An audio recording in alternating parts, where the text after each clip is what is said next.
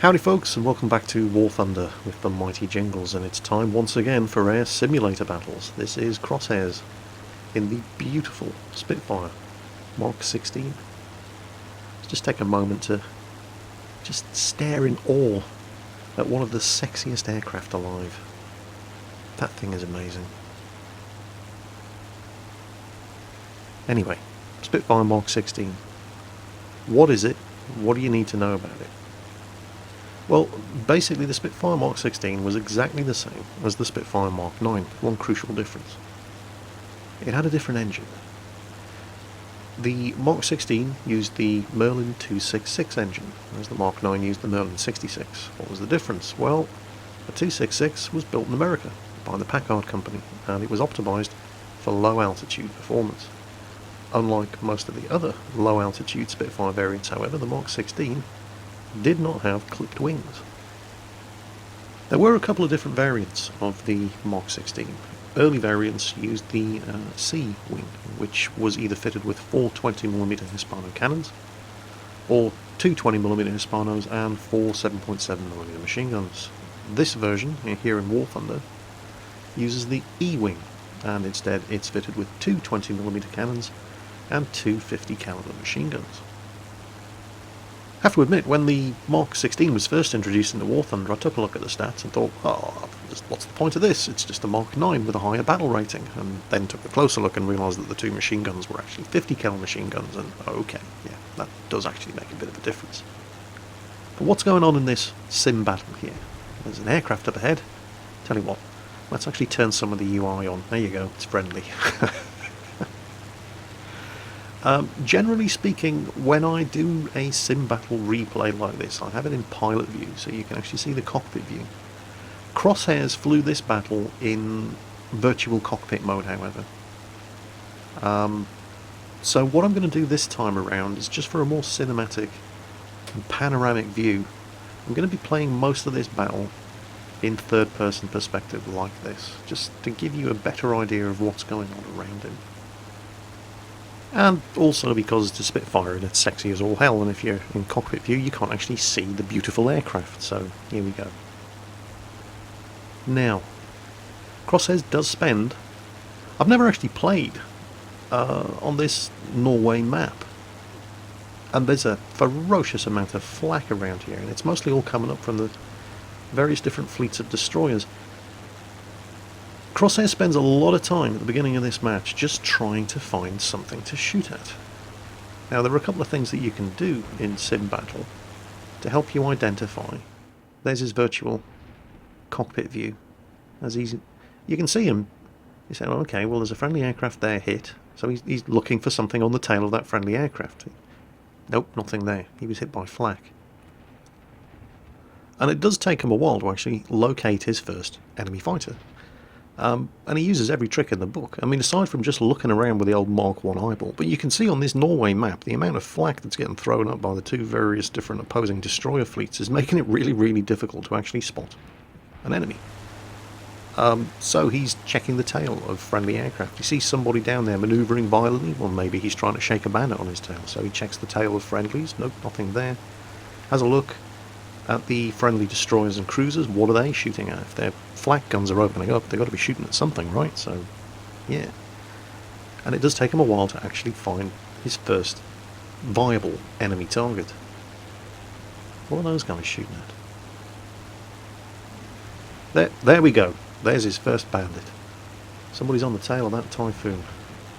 Looks like a Focke-Wulf 190. It is. The flak's coming up to get him. There's an LA7 jumping on his tail. Opens up, he's hit him. I think he's knocked out his tail control. There it is. He pulls over, but with his tail control shot out, he goes into a spin.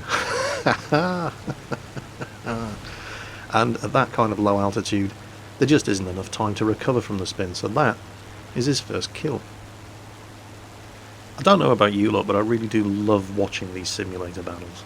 There's just something so much more, well, real about it.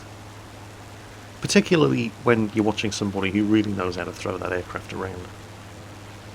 Now, it's interesting that this is the Mark XVI, which is pretty much exactly the same as the Mark IX, other than the fact that the engine was built by Packard in America. It's a license-built version of the Merlin 66, and it was optimised for low-level performance. Oh, wow, where the hell did he come from? Alright, we'll talk more about the engine in a moment.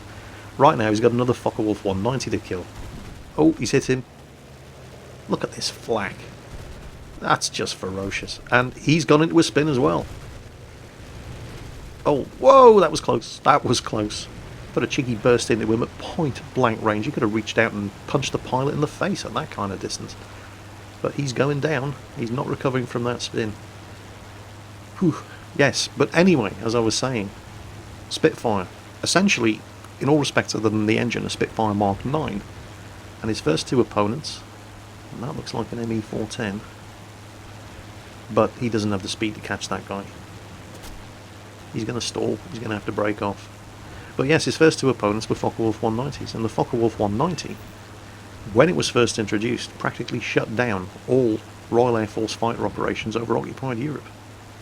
The Spitfires in service at the time just couldn't match it. And so the Mark IX was introduced as a sort of stopgap measure, which still wasn't quite as good as the Focke-Wulf 190, but was good enough to give Royal Air Force fighter pilots a fighting chance against it. And the Mark XVI here is essentially just a version of the Mark IX, but the crucial difference is that the engine was optimised for low altitude performance, which means that he does have the advantage against the Focke-Wulf 190s at this kind of altitude. We have to be honest here though, that second Focke-Wulf 190 had him dead to rights, and if he hadn't screwed up his approach, he would have had him, and this would have been a very, very short sim battle. Now, P-51 there, going for the ME410, and there's a Bandit climbing very quickly on the tail of the P-51. He's overshot, he's gone high. CrossHares is going to finish off the ME410, and that Bandit is now diving on. Is he diving on the P-51 or is he going for CrossHares? No, he's broken clear. It looks like a BF-109 actually. Not sure which variant, probably one of the Gs. And he's on him. He's got the advantage. He's definitely got the superior position. He's gone in the dive, trying to outrun. Managed to stay on him. Come on, CrossHares. There we go. Kill number 3. Don't forget, this is sim battle. This isn't arcade. This isn't even realistic. This is simulator battle. He's on his 3rd kill. Turns all of that speed once again into altitude. Levels off. Goes looking for a 4th victim. Now, I don't know about you lot, but I can't see anything down there. And yet those friendly destroyers are shooting at something. Oh wait, no, I did see one, and I don't think CrossHares saw him. Oh no, maybe he did, but he's going after this guy instead. Somebody on the tail of the Sturmovik. There's an LA-7 attempting to fight him off. Again, can't really tell what it is from this sort of distance, but it looks like an... Oh well, it's pretty academic. The LA-7 shot him down. There he goes. There was another enemy aircraft over those destroyers. Is he still there? Let's have a look. Feel free to shout out if you spot him. Oh, there he is. He's on the tail of the Spitfire. Actually, there's 2 of them. So he's staying on the tail of this guy. And that actually looks Japanese. It is. Oh, it's a Key 43. Okay.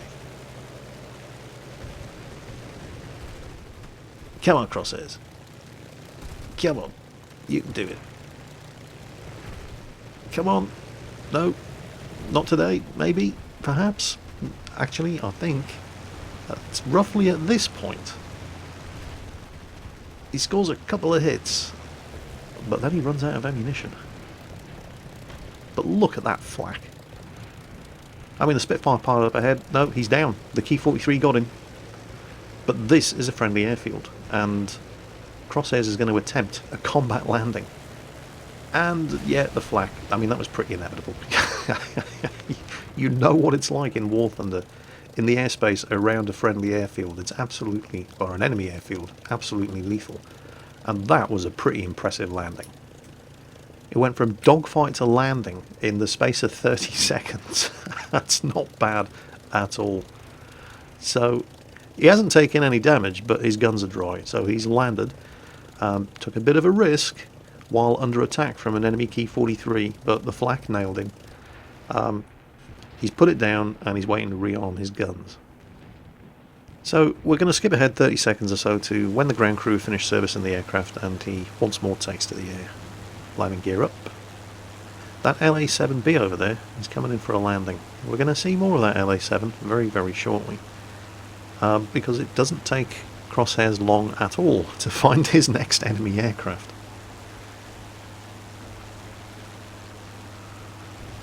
He still hasn't spotted him, but he's close. He's really close. There, do you see him? You see him? Here he comes. There it is. I think it's an ME-410. And I think it's the ME-410 with the really, really big gun in the nose, although he wasn't using it there. The 410 is going for that LA-7B. He's trying to pull off an emergency landing, but the flak sets him on fire, which causes all kinds of problems, and now CrossHares is on his tail, and he's pouring the fire into him, and he's down. However, judging by the look of that LA-7, and a big old snotty heap at the end of the runway, it looks like the 410 at least managed to hit him. Not entirely sure whether or not the LA-7 managed to turn that into a soft landing, something he could actually recover from and be repaired, but the 410's down, that's the main thing. Actually, I'm just going to pause the video here, just to highlight how tough it can be to spot enemy aircraft in sim battle mode. Can you see the enemy fighter? Now I spotted him. I don't think CrossHares did it first. He's over there on the right.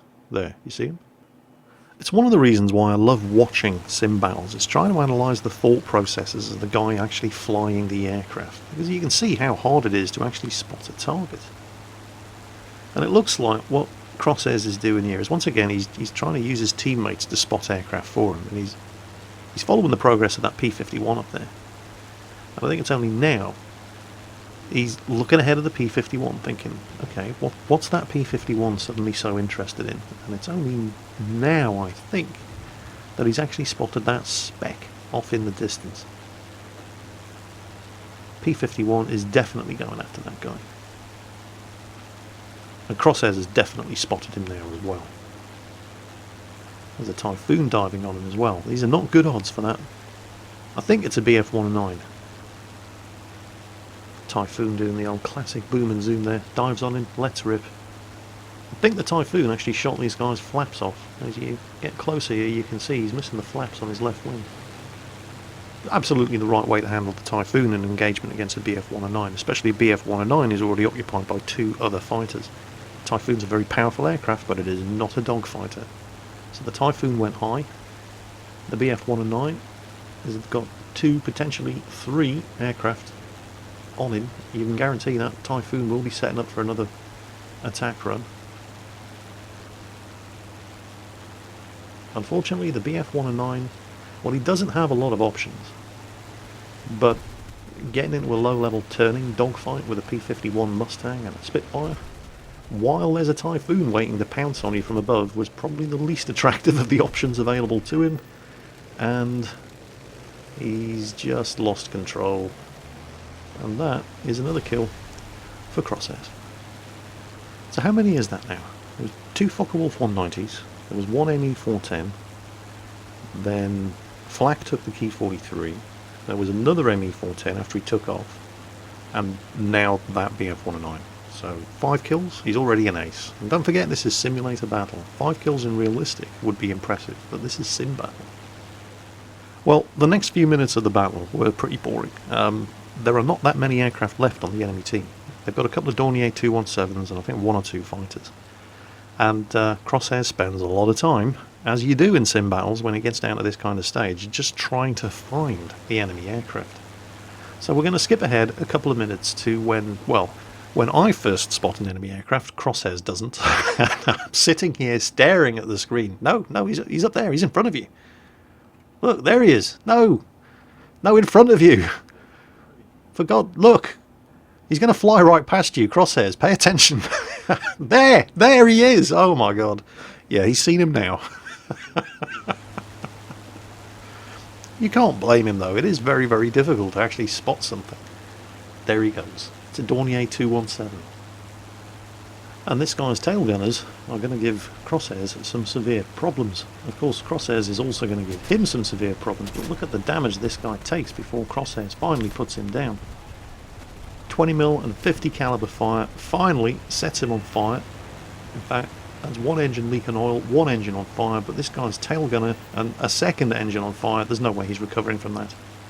He's down. That is his 6th kill, but his right wing has been shredded by the tail gunner fire from that Dornier 217. And CrossHares is finding it very, very difficult to control the aircraft.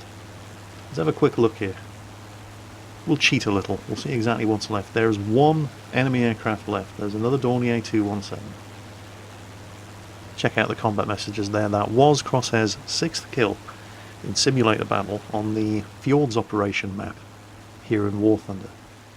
It's typical though, isn't it? You go up against 4 single-engined enemy fighters and 2 twin-engined enemy heavy fighters in intense aerial dogfighting, and you don't take a scratch and you shoot down 5 of them, but get on the tail of one Dornier 217. Well, anyway, there's only one enemy pilot left. He has the attention of one of the other fighters on CrossHares' team. He is damaged, so he's going to attempt to put this thing down and get it repaired and just wait out the end of this match. B-17 just landed to rearm, repair, and take off there. That right wing though, it is damaged. It's not generating quite as much lift as the left wing. And isn't it just typical that when you're under attack by a Ki-43, you can pull off a perfect combat landing, but when you've got all the time in the world to prepare your lineup, you execute the perfect Jingles landing instead. Perfect finish from CrossHares in the Spitfire Mark XV. 6 kills in War Thunder simulator battle. I really enjoyed watching that match. I don't know if you guys too, but I certainly hope you did, because that's the kind of thing I like watching in War Thunder. And hopefully we'll have more of that for you in the future. Hope you enjoyed the video, folks. As always, take care, and I'll catch you next time.